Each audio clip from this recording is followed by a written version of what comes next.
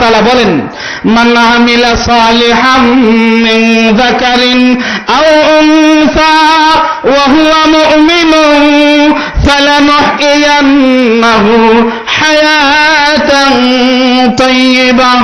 যদি কোনো পুরুষ এবং মহিলা, যদি কোনো নারী এবং পুরুষ ঈমান অবস্থায় যদি নেক আমল করে, আল্লাহ তাআলা কিয়ামতের ময়দানে পুরুষ এবং মহিলাকে সমান সওয়াব দান করবেন। বলেন সুবহানাল্লাহ।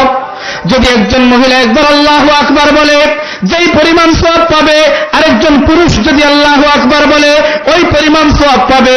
একজন পুরুষ যদি কোরআনে কারীমের তেলাওয়াত করে যেই পরিমাণ সওয়াব পাবে, একজন মহিলা যদি কোরআনে কারীমের তেলাওয়াত করে ওই পরিমাণ সওয়াব পাবে। একজন পুরুষ যদি 2 রাকাত নফল নামাজ পড়ে যেই পরিমাণ সওয়াব পাবে, আরেকজন মহিলাও যদি 2 রাকাত নফল নামাজ পড়ে ওই পরিমাণ সওয়াব পাবে।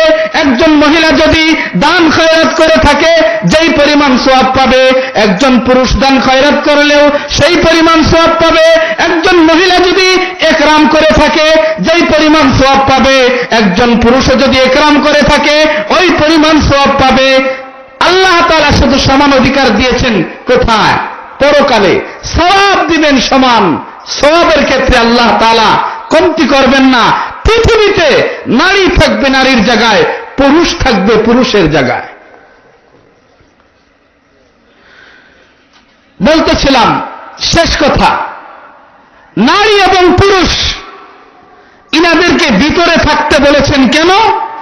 যদি ভিতরে থাকে তাহলেই, যদি একজন নারী সঠিক পর্দার উপরে, সঠিক কোরআন সুন্নাহর উপরে, সঠিক শরীয়তের গণ্ডির ভিতরে যদি অবস্থান করে, জীবন যাপন করে, তাহলেই ওই নারীর গর্ভ থেকে আল্লাহ তাআলা জন্ম দিবেন কেফায়েতুল্লাহ সাহেব দামাত বারাকাতুহুমের মতো ব্যক্তি, আল্লামা আব্দুর রহমান হাফিজির মতো ব্যক্তি, আল্লামা খালেদ সাইফুল্লাহ সাদি সাহেবের মতো ব্যক্তি, আল্লামা গিয়াসউদ্দিন বালিয়ার মতো ব্যক্তি, ফয়জুর রহমানের মতো ব্যক্তি, আল্লামা আব্দুল হক সাহেবের মতো ব্যক্তি, জুনাইদ বাবুনগরীর মতো ব্যক্তি, আহমদ শফি সাহেবের মতো ব্যক্তি, আল্লামা হাফিজুল হক রাহিমাহুল্লাহর মতো ব্যক্তি, মুফতি আমিনী রহমাতুল্লাহি আলাইহির মতো ব্যক্তি, খতিব ওবাইদুল হক সাহেবের মতো ব্যক্তি আল্লাহ তাআলা পৃথিবীতে জন্ম দিবেন। বলেন ঠিক না বেঠিক?